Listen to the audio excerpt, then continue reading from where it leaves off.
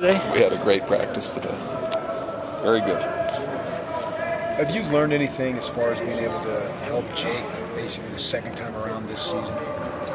Not really. I think Jake's done most of the helping himself. Our relationship's a lot stronger now than maybe it was a year ago, as I had a little bit more time just to spend with him and trying to help him as Riley was the starter. And that's been fun. I've enjoyed that part, and I think he's confident, and I think he's anxious for the next chance to lead our team. I think he showed very well last week in terms of his level of preparation, and I don't think it surprised he or I that he played well, and probably not the team. What would you attribute that to, the preparation? I think the preparation, maybe just the perspective he's been able to glean from taking a step back just for a little bit and be out of the BYU quarterback mode, which is a nice thing for a minute or two, and so yeah, I think that might have contributed. You think maybe he was putting too much pressure on himself the first time around? Not sure. I know this, that it's with the new offensive coordinator, with the tough early season schedule, with the expectations of going independent, with him coming back, having been the only starting freshman quarterback at BYU, all that, I think possibly. How much of it I could divide the percentages, I don't know, but there was a lot on his plate. Bronco, reports are that BYU and the Big East are really close to cutting a deal. Is that the word that's trickling down to you? Haven't heard a thing. From what I said Monday, the last time I was asked in the press conference, whenever that was, this Monday or the past Monday, that's the latest that I know. So no new word to me. Coach, would you rather play football in the Big East than as an independent? You know, hard to say, and I don't know enough details really about. We're just finishing year one, and hard to know, number one, who's in the Big East and what the small and fine print is. So I'd rather not say until I know all the details, if that even is a possibility. If you had an opportunity where the school did go to another conference, do you have an idea of what your desire would be to maintain whatever you had as far as an existing contract with non-scheduled non-conference games and ESPN? Man, that's one of the biggest things that would be on my mind.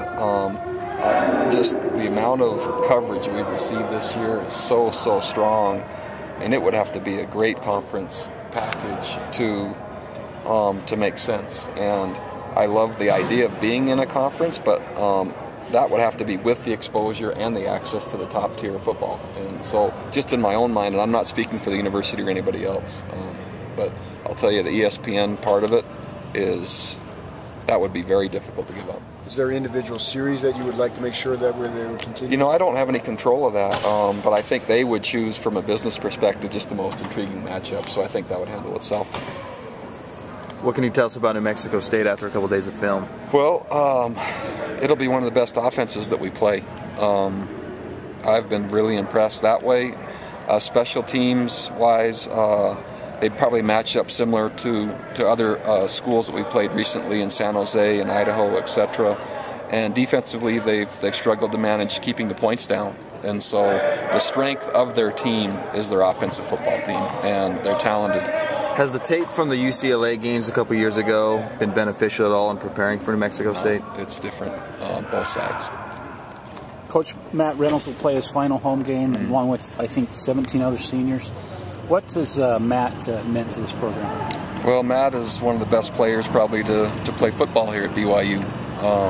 And he has given us the chance to throw the football a lot of times without a quarterback getting hit, and he's added a sense of maturity. And then the other word that gets back is so many times after he's interviewed from national media, just what he represents the program very well, I guess. And so he's kind of the epitome of a BYU football player and a BYU offensive lineman, and kind of the one we'll use as an example to what we're trying to recruit to and bring in. He'll kind of be the bar setter.